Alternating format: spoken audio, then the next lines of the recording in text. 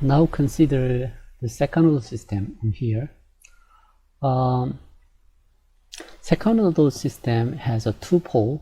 The second order means the numerator is a second order polynomial like that, s square and omega 0 over q and s plus omega 0 square. Consider for the first order. In case of first order system, the s over 1 is the highest order. Okay, so this one is a second order system. Second order system is expressed as a second order polynomial in the new denominator, and we can sometimes express this pattern, while sometimes we are using chi definition. Q is called the quality factor. Quality factor. The chi is called the damping factor.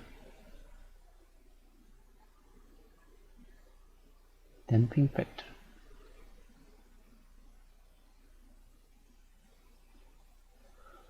Okay, so both of them express the loss of the system. Okay, at this moment, just to consider that is a coefficient of second order polynomial. The coefficient is 1 and omega 0 over q and omega 0 square. Here is 1, 2 chi omega 0 and omega 0 square. That is the coefficient for the second order system, second order polynomial. And the reasonable convergence is usually defined in such a way. We can find out the pole location of this one by making this is 0 and find out the root of this one. And then we give two quadratic equations are given here. Here shows that the two pole locations on here. So minus 1 omega 0 over 2q and plus minus j omega 0, and this one is a part of determinant. So this equation can be expressed in the same way. If we using this second order polynomial, we have these solutions. So this is the same things. Sometimes we can using q expression, sometimes we are using the chi expression. It's by comparing this one, we can figure out 1 over 2q I equals to chi. So damping factor I equals to 1 over 2q. 1 over 2 times q is equals to the damping factor. And these two poles located in this 2 point, and it is a position that on the circle of this one, the circle radius is omega 0, and pole direction is a phi angle. From measure from this side, this is phi, and cosine phi, you know that this part. So cosine phi is defined in this way. Then the pole can be expressed. This part is omega 0 times cosine phi. Okay, this part, and plus minus j omega 0 times, you know what, this part is 1 minus 2q square. This is equals to 1 minus cosine phi square. You know what, that the cosine phi is 1 over 2q, that is sine phi square. Taking square root of that one, that becomes the sine phi, like that. It means that the pole's real part is minus omega 0 times cosine phi, and the imaginary part is j times omega 0 sine phi. Okay. And there is a conjugate pair exists here, so that's the complex conjugate relationship. Two poles are given like that. But we know that the cosine phi and sine phi can be expressed by the complex exponential like that. Omega 0 is the magnitude, and this one is the angle of the phi. And there is two poles that exist like that. And the reason of convergence are expressed as right side of this one. It means that the omega a is minus omega, sorry, it's a typo. This one is minus omega 0 times cosine phi. Or it can be expressed minus omega 0 over 2q. Or it can be expressed as a minus omega 0 times chi. Okay, this is the same thing. That means that this axis, this part, is this value. So right side of this one is the reason of convergence. So this is it. We know that the two pole locations, okay, be careful, see here that the omega 0 is a radius and phi says that the direction of the pole. Okay, so this pole can be decomposed, the real part as this one, minus omega 0 times cosine phi, and the imaginary part is omega 0 times the sine phi. Because of the complex conjugate pattern, j is plus minus taken over here, and it can be expressed on minus omega 0 times e to the complex exponential. Other ways, omega 0 times cosine phi can be expressed by omega a. From here, omega a is omega 0 times cosine phi. Omega n is omega 0 times sine phi. Okay, consider these two parts and also think about what's the meaning of this phi. Okay, and cosine phi is defined 1 over 2q, and that is a damping factor.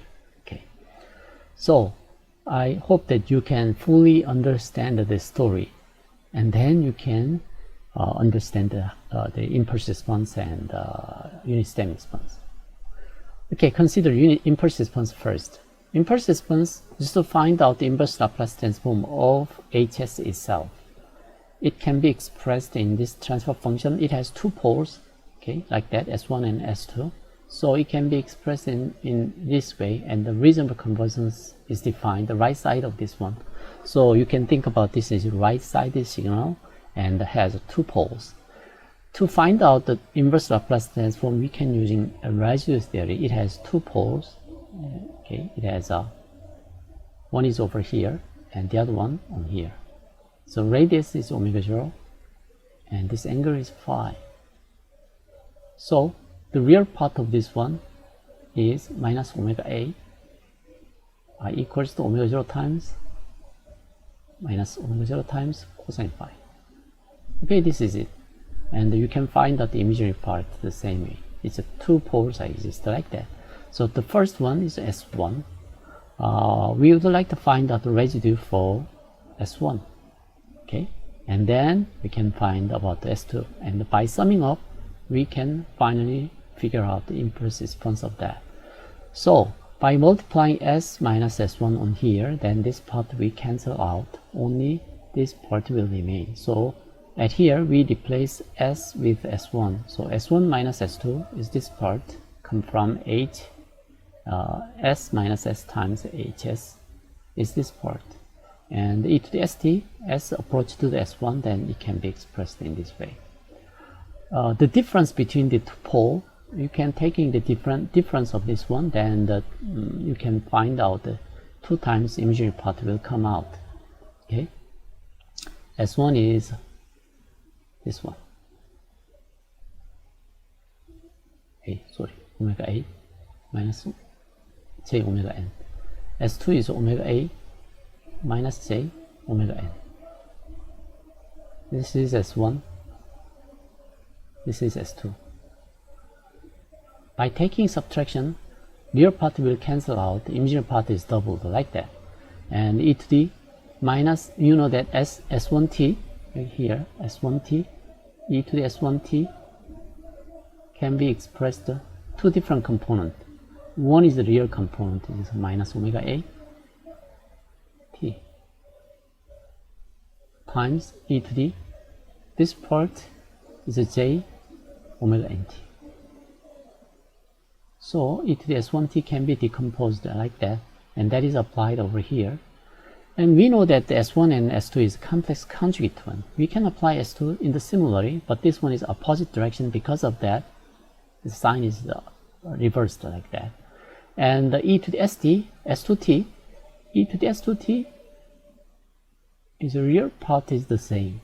So e to the minus omega at and times e to the minus j omega nt. You can find that it's a complex conjugate between these two residue values. Okay, by summing these two things, we know that this part are common factor. Okay, factorizing, then it is collected over here. This is factored out. Then remaining is the 2j is a denominator, and e to the j omega nt over here, and e to the minus j omega nt should be reversed sign, that is over here. This one is definition for the sine omega nt. That's this part. And this one is the right side is, because of the reasonable convergence of that, and that is the result of that one. You can more easily find out by taking the real part, 2 times the real part of this one. This one will be the same, 2 times the real part of residue of this one. 2j sine phi omega 0 times e to the minus omega t and e to the j omega nt. So 2 will cancel out, and by taking the real, only imaginary part time remain, because here is a j. Okay, so j sine omega nt over here, and j will cancel out. Then sine phi omega 0 e to the minus omega t, that's the common factor, and the sine omega t are given here, and the unit step means that the right side is so you can figure out how to taking the impulse response of the HS by taking the inverse Laplace transform. And there is another way to find out the impulse response, the inverse Laplace transform, by partial fractional decomposition. We can prove this part can be expressed like that. Reasonable convergence is this one. Then S1 minus S2 S2 is given 2j times sine phi, and omega 0 square is divided by omega 0. You know that by subtracting 2 times j omega n, and we know that 2 times j omega n is omega 0 times sine phi. So this omega 0 and one of the omega 0 of this one are cancelled, so that's why it is omega 0. And we know that this one can be expressed in these 2 ways. Then you can figure out that it will be the same. Now consider this stem response. To consider the stem response, we need to assume input is unit step like that. And we know that the inverse Laplace transform of unit step is 1 over s, and ht is hs. So in the Laplace transform, it is a product. In the time domain, it's a convolution. Okay, and the reasonable convergence of ys is an intersection of hs and 1 over s, the unit step. So the intersection part, okay, this is typo, it should be 0, because 1 over s is sigma should be positive. So that's why it is this one. This is also that one. So ys are given like that. And we would like to take inverse Laplace transform of ys. Here are 3 poles exist. Ys has 3 poles. So this is unit circle. Then the first pole exists here because of the 1 over s. Okay, so s equals 0 is the first pole. This is s0. And there is 2 different poles exist here. The one is s1 on here. This is the radius is omega 0. The angle is phi. So real part is called minus omega a, and the imaginary part is j omega n. So that's this one. And here we can express that one into these equations. Okay, this one is S1. S2 is a complex conjugate of that. Okay, this is complex conjugate of that one. And we need to calculate the residue of each pole. Okay, the first pole residue can be found from here. We multiply s to the over here, then this s will cancel out, and e to the st is multiplied here. Then we need to approach, that this value will give s square plus omega 0 over q s plus omega 0 square and omega 0 square e to the st. You know what? 1 over s is cancelled out because this product. Then we take the s goes to 0. Then 0, 0, and this becomes the 1. Then omega 0 square divided by omega 0 square becomes the 1. That's why it is 1. So we calculate the first residue. The second residue can be found from here. And here that we multiplied s minus s1, then that will give 1 over s because of this one. S approached to s1, so 1 over s1 and s minus s2 over omega square. And as we have done in the impulse response, we can calculate this one.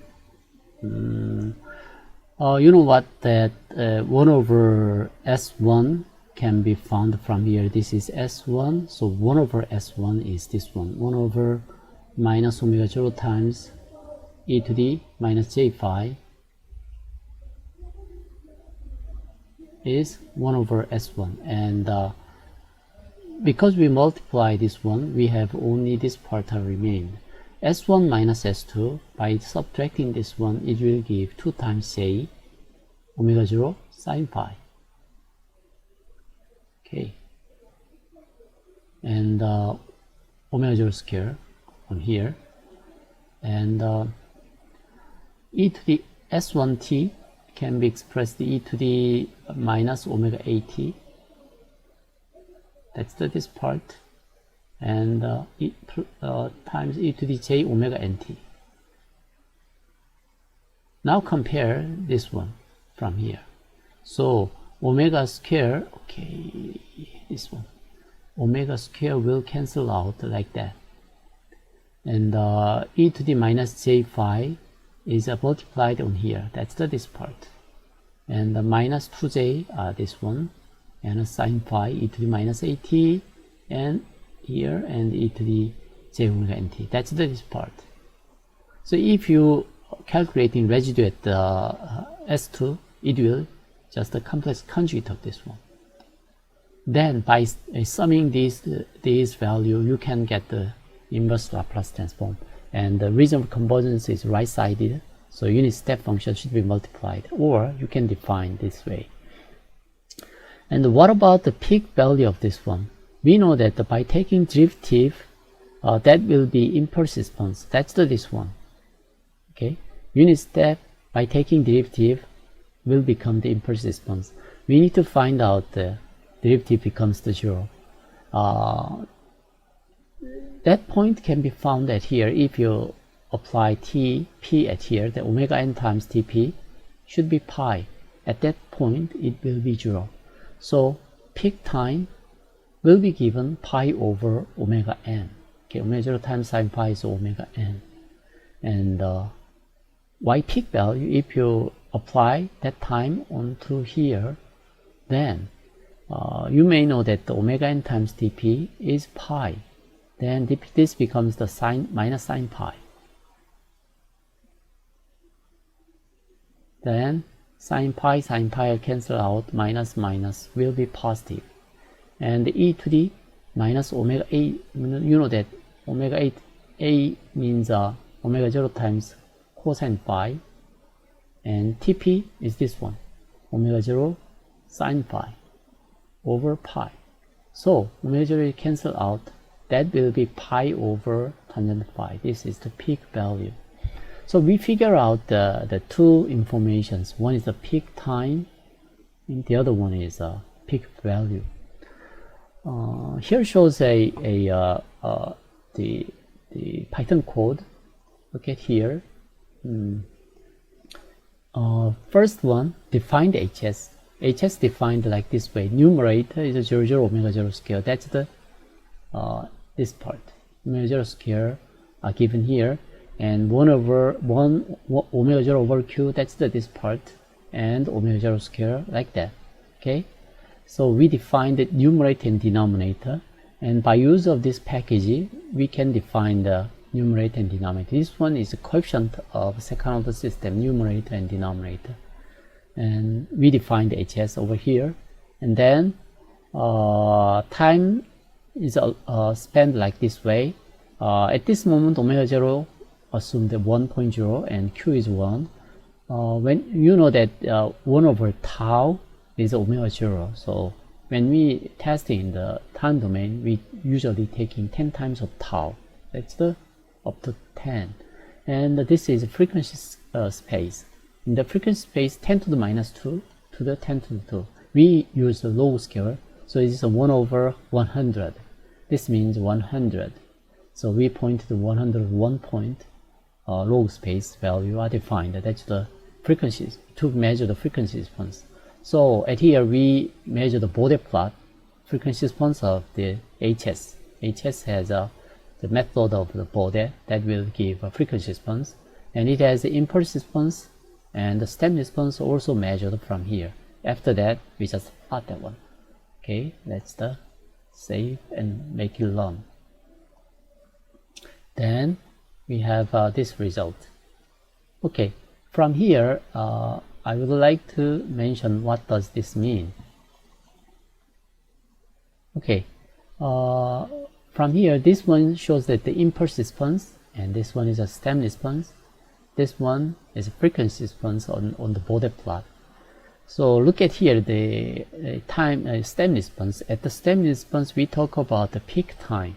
That's the maximum value times. This one is peak time, and the peak value is this value. So peak time and peak value are defined by this way. So if you testing in the scope this time and the peak, then we can figure out omega 0 and phi. Phi means we can find out from phi Q value. We can find out omega 0 and Q. So this is the second order system property. And I said that if you measure this peak time and the peak value, the peak value are 1 plus e to the minus pi over tangent phi. Okay, we measure this one, and then we can find out the phi from these equations. If we get the phi, Q is defined by, okay, cosine phi is 1 over 2Q, 2 times Q. So from here we can find out the Q value. By measuring the peak value, we can find out the Q of the system. And the second one is the TP. TP is always pi over omega 0 times sine phi. We also measure this one. Then, and also we know that the phi value at here. Then we can figure out what is omega 0. If we know the two parameters in the second order system, we can fully characterize the second order system. This is the topic for the second order response.